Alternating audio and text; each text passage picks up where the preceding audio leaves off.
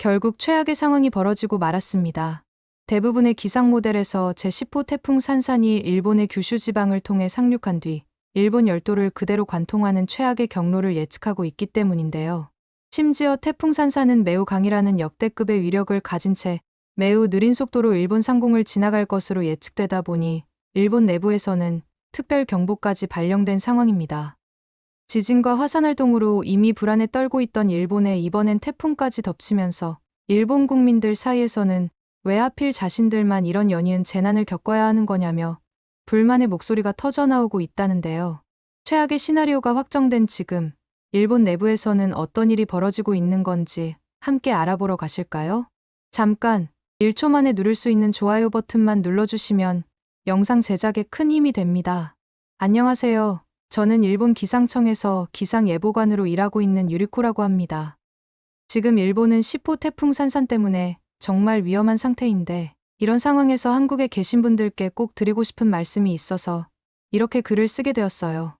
올해 들어 일본은 정말 태풍의 영향을 많이 받고 있어요.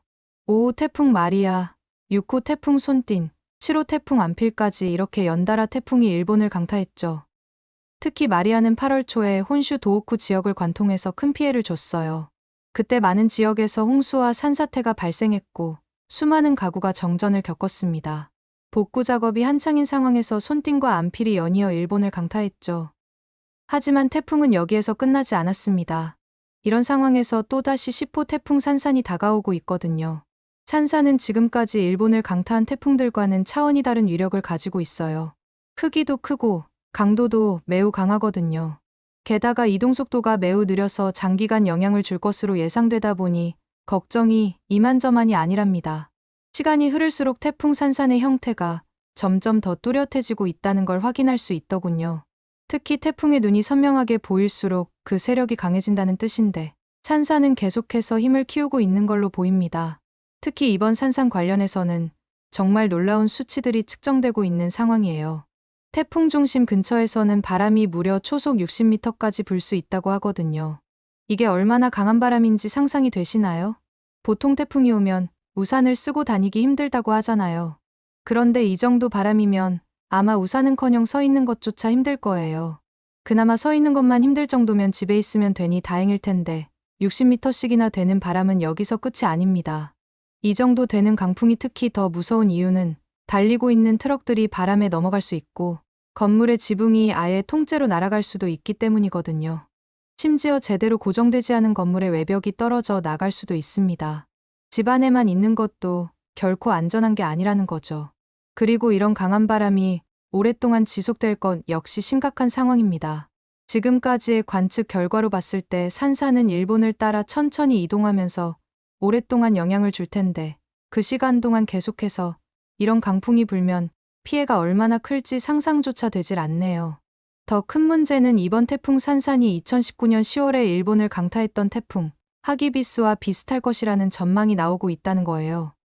한국 분들도 태풍 하기비스에 대해 잘 알고 계신가요? 그때 일본에서는 100명 가까운 사람들이 목숨을 잃었어요. 엄청난 폭우 때문에 하천이 범람하는 건 물론이고 대규모 산사태까지 발생했죠. 특히 나가노현에서는 하키마 강이 제방이 무너져 대규모 침수 피해가 있었어요. 도쿄도 심각한 피해를 입었습니다. 그때를 생각하면 아직도 가슴이 떨려요. 제가 그때 도쿄에 있었거든요. 하늘이 캄캄해지더니 갑자기 폭우가 쏟아지더군요. 순식간에 도로가 강으로 변했고 지하철역은 물에 잠겼어요. 많은 사람들이 집에 돌아가지 못하고 역사나 건물에서 밤을 새워야 했죠. 그때 느꼈던 무력감과 두려움을 잊을 수가 없네요. 그때 제가 일하고 있는 기상청은 많은 비난을 받았어요. 예보가 빗나갔다는 이유로요. 하지만 사실 저희도 최선을 다했답니다. 다만 자연의 힘이 저희가 예측했던 범위를 뛰어넘은 거죠. 그래서 이번에는 더욱 신중하게 그리고 적극적으로 대응하려고 하는 거고요. 하지만 현실적인 어려움이 있답니다. 이 부분에 대해서는 좀 더 뒤에서 말씀드릴게요. 아무튼 산사는 현재 규슈 남쪽 해역을 이동하면서 북상 중이에요. 기상청 내부적으로 각종 모델들을 통해 예측해봤을 때는 곧 규슈 중부 지역에 상륙할 것으로 예측됩니다. 그리고 처음에는 예상하지 못했지만 일본 열도를 따라 북동쪽으로 이동할 것으로 예측되기도 해요. 문제는 이 태풍의 강도와 속도인데요. 보통 태풍은 육지에 가까워지면 세력이 약해지는데 산사는 계속 강한 세력을 유지하고 있을 것으로 보이거든요. 게다가 현재 시속 5km 정도의 사람이 걸어가는 속도와 비슷한 매우 느린 속도로 이동하고 있습니다. 이 느린 속도가 왜 문제냐고요? 태풍은 육지에 상륙할 때까지 바다 위를 천천히 이동하면서 계속해서 수증기를 공급받고 있어요. 태풍을 마치 동물이라고 가정해보면 수증기는 태풍의 먹이나 다름없거든요. 이렇게 수증기를 흡수하면서 태풍이 점점 더 강해지고 있는 거죠. 현재 예측으로는 매우 강 등급까지 올라갈 것으로 보이는데 이렇게 강한 태풍이 느린 속도로 일본을 관통한다면 엄청난 양의 비가 내릴 거예요. 일부 지역에서는 1000mm가 넘는 강수량이 예상될 정도입니다. 이 정도면 저는 살면서 겪어본 적이 없는 비의 수준이에요. 심지어 더욱 절망적인 게 미국 GFS 기상 모델에 따르면 다음 주까지도 규슈 지역에 계속해서 머무른다는 예측 결과도 있더군요. 어떻게 되든지 큰일 난 건 확실한 상황입니다. 이런 위험한 상황에서 저희 일본의 자위대와 경찰들이 정말 열심히 일하고 있어요. 사람들을 대피시키고 피해를 수습하기 위해 온갖 방법들을 사용하고 있죠. 하지만 이렇게 모든 인력이 재난 상황을 대비해서 구조와 대피하는 데에만 투입되다 보니 또 다른 문제가 생기고 있어요. 바로 치안 공백이 생긴다는 거죠. 아니나 다를까 최근 들어 빈집털이나 사기 같은 범죄가 늘어나고 있거든요. 재난 상황을 악용하는 나쁜 사람들이 있는 모양이더라고요. 특히 피해 지역에서 집을 수리해준다며 접근한 이후에 과도한 비용을 요구하는 일도 있다고 하던데 힘든 사람의 마음을 이용하는 거 보면 정말 너무 못됐다는 생각이 듭니다. 그런데 더 큰 문제는 이런 상황에서 일부 사람들이 일본에 살고 있는 외국인들을 의심하기 시작했다는 거예요. 몇 년 전에도 이런 일이 생겼던 히로시마 지역에서는 외국인에 의한 빈집털이가 성행하고 있다는 루머가 퍼져서 경찰이 나서서 해명까지 했던 사례가 있었습니다. 실제로는 같은 일본인들이 저질렀던 범죄인데 말이에요. 이것뿐만이 아니에요. 그 전에도 큰 재난이 있을 때마다 비슷한 루머들이 퍼졌었죠. 특히 한국인들을 이유 없이 싫어하는 사람들이 이런 루머들을 퍼뜨리는 걸로 알고 있습니다. 심지어 일부 지역에서는 자경단까지 만들어졌다고 하더군요. 정말 큰 문제라고 생각해요. 일본에 살고 있는 외국인들도 같은 재난 상황에 처한 사람들인데 이렇게 이유 없이 차별하고 의심하는 건 너무해 보이거든요. 오히려 이럴 때는 국적 상관없이 서로 도와야 할 때 아닌가요? 설상가상으로 일본 전역에서 쌀이 부족해지는 현상까지 두드러지고 있습니다. 마트에 가보면 쌀 판매대가 텅 비어 있는 경우가 많거든요. 각종 자연재해가 잇따르다 보니 사람들이 쌀을 사재기해서 그렇다는 의견이 지배적이더군요. 사실 저조차도 불안하기는 해요. 심리적으로 태풍이 오기 전에는 비상식량을 준비해놔야 문제없이 밥을 먹을 수 있을 텐데 쌀을 구하는 것 자체가 문제가 되잖아요. 저를 비롯한 일본 사람들은 이렇게 식량까지도 걱정해야 하는 상황이랍니다. 아무튼 이런 여러 가지 문제가 생기다 보니 제가 일하고 있는 기상청에서는 매일 회의를 하고 있어요. 하지만 청장님의 지시는 여전히 소극적입니다. 시민들에게 대피 경로만 알려주면 된다고 하시거든요. 정말 답답해서 어떻게 해야 할지 모르겠어요. 이대로 가만히 두다가는 산산이 일본 본토에 상륙했을 때 큰 피해가 발생할 것 같거든요. 특히 저번 오후에 진행했던 회의에서는 청장님께 긴급 대피 경보 발령을 건의했어요. 태풍의 위력이 예상보다 더 커지고 있었거든요. 그래서 도쿄를 포함한 관동 지방은 최소 일주일 동안 태풍의 영향권에 있을 테니 지금이라도 긴급 대피 경보를 발령해서 외출을 완전히 금지해야 한다고 말씀드렸어요. 특히 태풍 산산이 상륙한 이후의 3일간은 정말 위험하다고 판단했습니다. 하지만 청장님은 여전히 같은 말씀만 하시더군요. 그저 정부의 지침을 따라야 하고 지금 당장 긴급 대피 경보를 발령하면 사회적 혼란만 커질 거라는 답변뿐이었어요. 청장님이 어떤 힘이 있는지 잘 알고 있는 제 입장에서는 답변을 들으면서 정말 속이 까맣게 타들어가더군요. 저희가 이렇게 일하고 있는 이유가 사람들의 안전을 지키기 위해서잖아요. 사회적으로 혼란이 발생하는 걸 걱정하는 것도 이해가 안 되는 건 아니지만 그래도 이런 것들보다 더 중요한 건 사람들의 생명이라고 생각해요. 그래서 저는 포기하지 않고 계속해서 청장님을 설득했습니다. 밤새도록 데이터를 분석하고 예측 모델을 돌려가며 이번에 다가오는 태풍 산산이 얼마나 위험한지 설명했죠. 다행히 제 필사적인 노력이 통했는지 28일 오후 1시가 되어서야 겨우 태풍 특별경보가 발령되었어요. 특별경보라는 게 어떤 걸 의미하는지 아시나요? 수십 년에 한 번 있을 법한 극단적인 기상현상이 예상될 때만 발령되는 거예요. 중심기압이 930헥토파스칼 이하거나 최대 풍속이 초속 50m를 넘을 때 내리는 건데 이번 10호 태풍 산산이 그 정도로 강력하다는 거죠. 이번 특별경보와 대피령으로 인해 미야자키와 가고시마 주민 63만 명이 대피할 예정이고 토요타는 14곳의 공장 가동을 중단했다고 하니 어느 정도일지 감이 오실 거라고 생각합니다. 하지만 이렇게 늦게 경보를 내리면 뭐 하나요? 태풍에 제대로 대비하려면 최소 며칠의 시간은 필요한데 말이에요. 이미 늦은 것 같아서 너무 속상해요.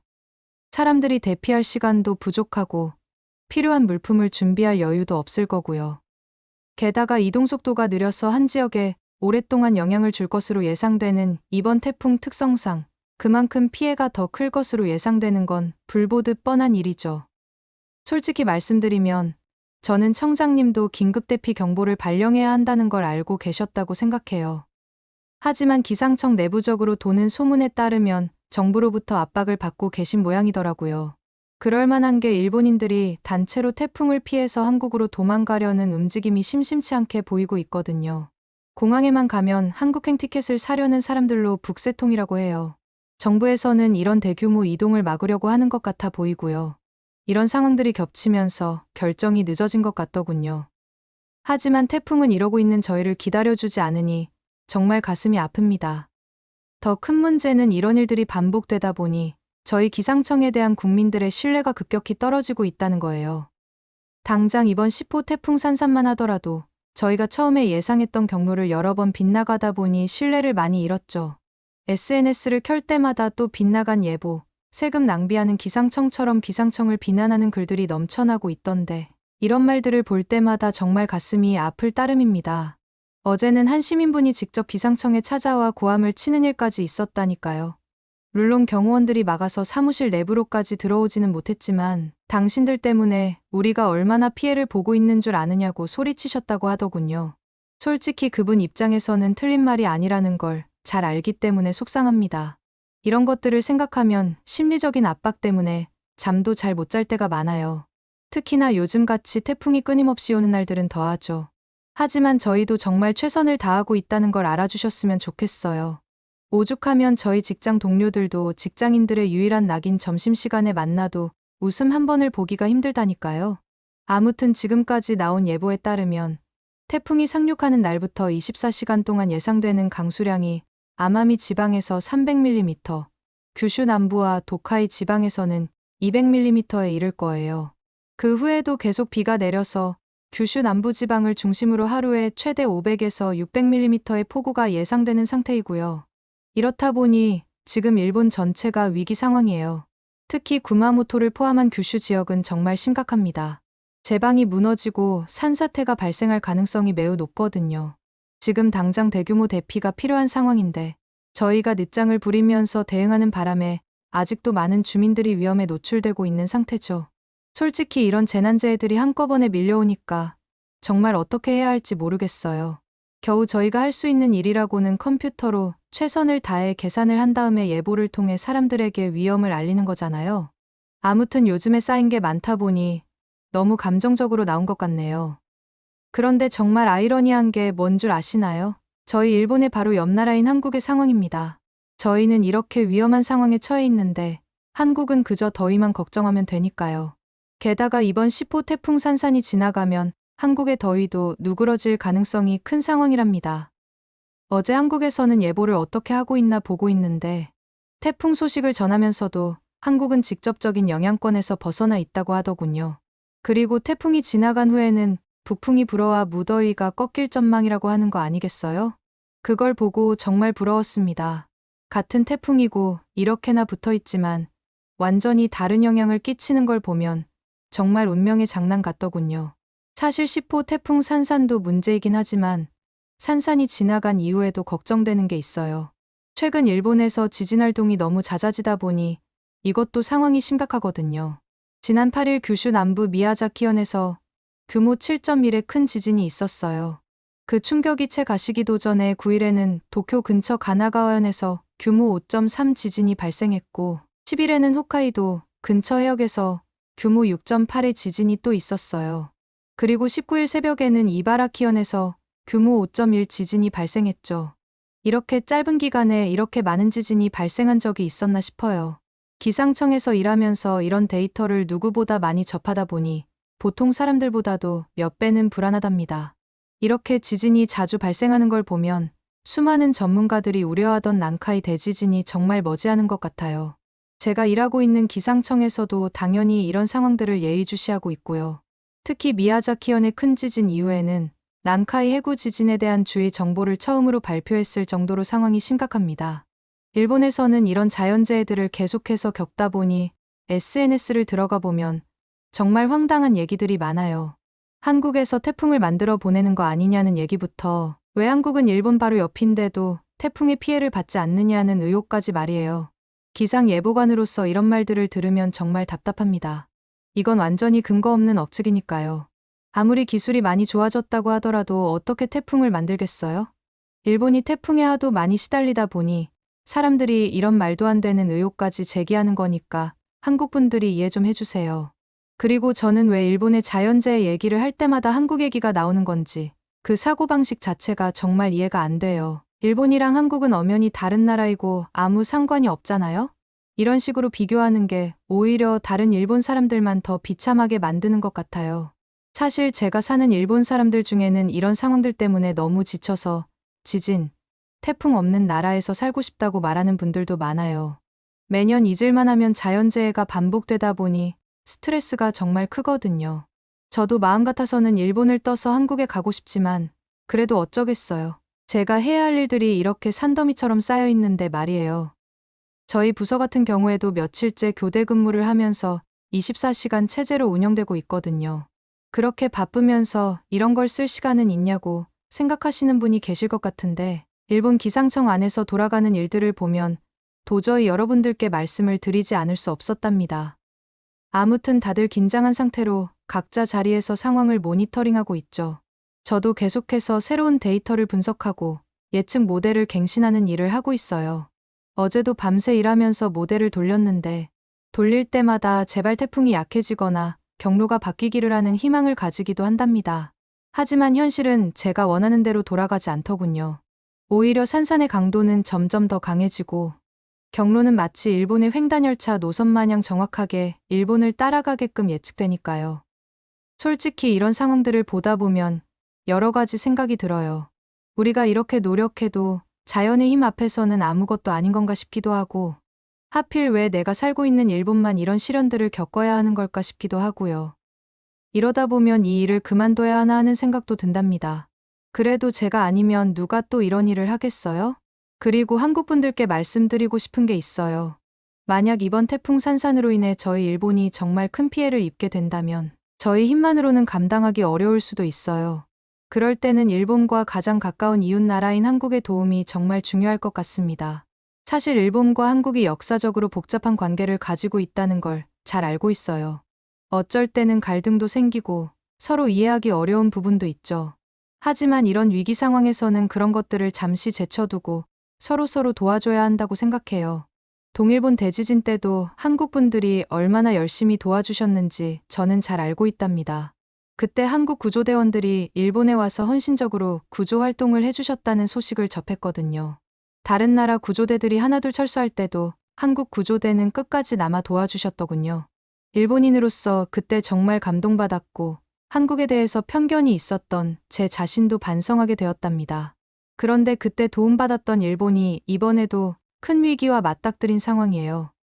물론 그런 일이 일어나서는 안 되겠지만 만약 정말 최악의 상황이 온다면 다시 한번 한국의 도움을 받을 수 있을까요?